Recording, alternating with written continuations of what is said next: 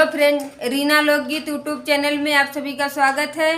मैं एक नाच गीत गाने जा रही हूँ, आप लोग देखना। जितने हमारे भाई बहन हमारे चैनल को लाइक करके सब्सक्राइब कर लेना, वीडियो फुल वॉच करके देखना प्लीज़ दोस्त।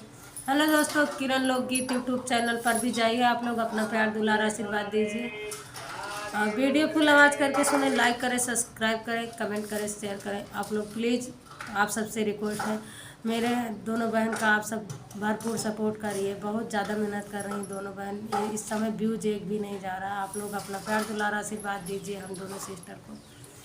हथवा में लेके आल पिनिया हमार राजा राखे मालिनिया, हथवा में लेके आल पिनिया हमार राजा राखे मालिनिया।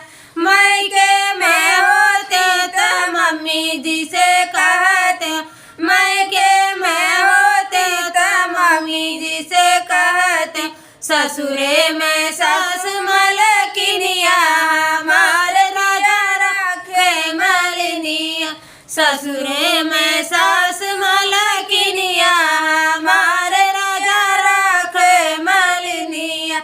हथवा में ले आल पिनिया हमार राजा राखे मालिनिया, हथवा में ले आल पिनिया हमार राजा राखे मालिनिया।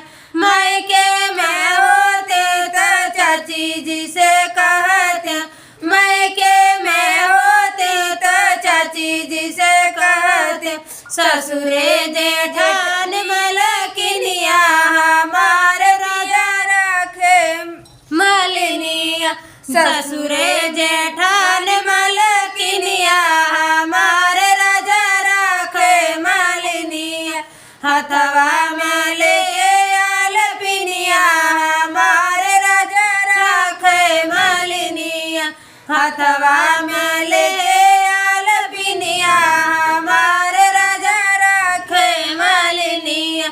मायके में होते तो भाभी जी से कहते, मायके में होते तो भाभी जी से कहते, ससुरे ननद मलकिनिया हमार राजा राखे मालिनिया, ससुरे ननद मलकिनिया हमार राजा राखे मालिनिया। हथवा